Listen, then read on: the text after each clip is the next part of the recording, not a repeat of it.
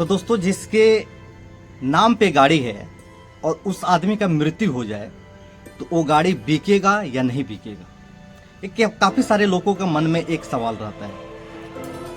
और ये भी जानेंगे, बहुत लोग के मन में एक सवाल रहता है कि क्या गाड़ी मालिक की मौत हो जाए उसके बाद उस गाड़ी को हम बेच सकते हैं या नहीं बेच सकते। ये आपको जितना सुनने में आसान लग रहा है, ये उतना ही जटिल है, ये उतना ही जोखिम भरा है। इस बात को आपको समझना होगा। मान लीजिए कोई एक्स व्यक्ति के नाम पे गाड़ी है और उसका मृत्यु हो जाता है, गाड़ी उसके नाम पर है, तो अब जो है वो गाड़ी उनके वारिस उसको बेच सकते हैं या नहीं बेच सकते। अगर बेच सकते हैं तो क्या प्रोसेस होता है, अगर बिना प्रोसेस किए हुए बेचते तो उसके बाद उनको क्या दिक्कत हो सकता है, यही हम जानने वाले हैं। और ये जो है लगभग होता है, क्योंकि जो इस धरती पर आया है उसको जाना है, कोई अमर नहीं है।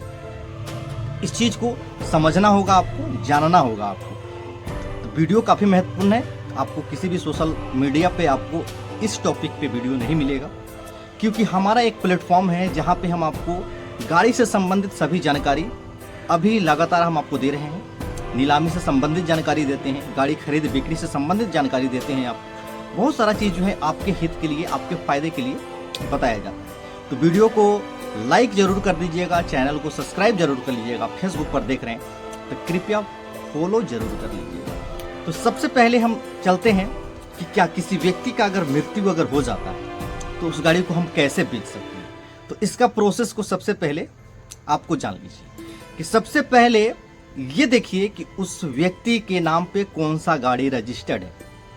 कोई भी जो भी गाड़ी रजिस्टर्ड है उसका पेपर कहाँ पे रखा हुआ है, कहाँ पे है।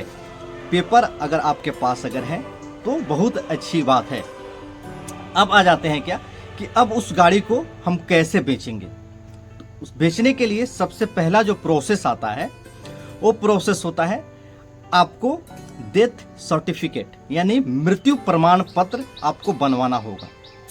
सबसे जरूरी काम है मृत्यु प्रमाण पत्र, वो आपको बनवाना होगा। डेथ सर्टिफिकेट वो आपको म्युनिसिपल कॉर्पोरेशन से आपको बन सकता है, नगर निगम से आपको बन सकता है, अंचल से बन सकता है, ब्लॉक से बन सकता है।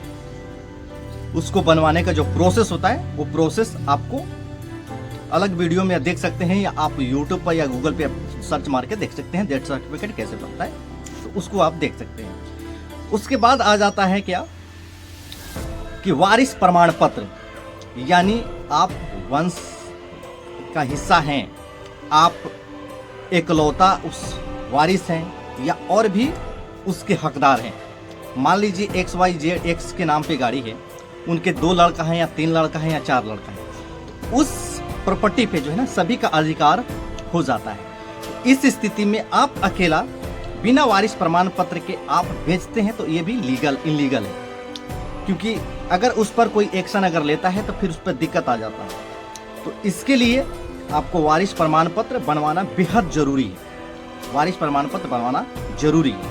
तीसरा आ जाता है क्या, आपको जो भाई हैं, जितने भी भाई हैं उनसे NOC लेना, यानी नो ऑब्जेक्शन उनसे लेना। वो NOC आप स्टाम्प पेपर के जरिए ले सकते हैं, या उसको आप पंचायत के जरिए ले सकते हैं, या बैठक के जरिए आप ले सकते हैं। वो NOC आपको चाहिए, डेथ सर्टिफिकेट आपको होना चाहिए, और वारिस प्रमाण पत्र होना चाहिए। ये वारिस प्रमाण पत्र भी बन जाता है CO से, अंचल से, वहाँ से भी ये प्रमाण पत्र बन जाता है। और गाड़ी का इंश्योरेंस, PUC, RC कार्ड, ये टोटल जो पेपर है वो पेपर आपको रखना होगा।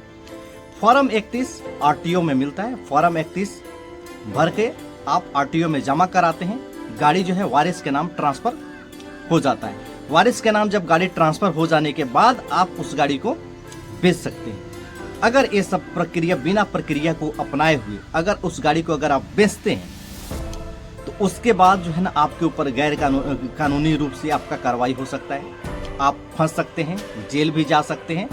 हो सकता है कि उस गाड़ी से अगर कोई भी गलत काम अगर किया गया तो घर के जितने सदस्य हैं वो लोग फंस सकते हैं, चाहे जो उसको बिक्री किए होंगे वो लोग फंस सकते हैं। तो इस बात का खास ख्याल जरूर रखिएगा। काफ़ी सारे लोग का मेरे पास कमेंट आ रहा था कि सर जो आदमी मर चुका है वो गाड़ी को हम खरीद लिए हैं, तो खरीद लिए हैं और गाड़ी ट्रांसफ़र नहीं हो रहा है। तो समस्या लोगों के साथ में यहाँ पर आता है। तो ये सब चीज़ जो है ना, आप बेशक जिससे भी अगर आप गाड़ी खरीदिए, अगर कोई किसी का मृत्यु हो गया है, उसका गाड़ी को अगर कोई उस वारिस उसका बेच रहा है, तो उस गाड़ी का जो अधिकार है, किसके पास अधिकार है। अगर घर में अगर एक ही परिवार है, एक ही लड़का है, तो उस गाड़ी का मालिक वो होता है, लेकिन उसके लिए भी डेथ सर्टिफिकेट अनिवार्य है। जो प्रोसेस होता है, अगर हो सकता है कि राज वाइज अलग प्रोसेस हो सकता है, लेकिन ये प्रोसेस होता है।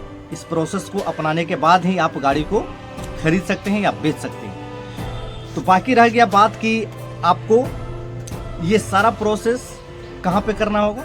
ये सारा प्रोसेस जो है ना, अलग अलग भाग में ये आपको करके एक जगह आपको फॉर्म 31 लेकर RTO से लगाकर ट्रांसफ़र करवाना होगा आपको। बाकी ये वीडियो अधिक से अधिक लोगों तक शेयर कर दीजिए, ताकि लोग इसके बारे में जान पाएँ, समझ पाएँ और लीगल चीज़ के बारे में लोग को अनुभव हो सके।